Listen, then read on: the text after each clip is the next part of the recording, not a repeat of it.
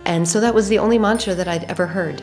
I went home. I was going back to college in the fall. I went home, went back to my job working as a waitress, and every morning I would get up and I would light a fire in one of those little tiny grills, I forget what they're called, and I would sing over it, and that's the only mantra I knew, so I would just sing this mantra over and over. So I sang this mantra for a whole summer, and then when I went back to college, I was in a dorm. And there wasn't any place to sing, I mean, my roommate's studying and people are all over the place. And it was literally, 30 years after that before I learned about kirtan and learned that there were millions of people in the world doing mantras, and that there were actually a few, just a very few, but there were a few here in Montana that were chanting, and it sort of started from there. So at any rate, it's a very special mantra for me, and a great mantra for the lungs and breath. Thank you very much for joining today.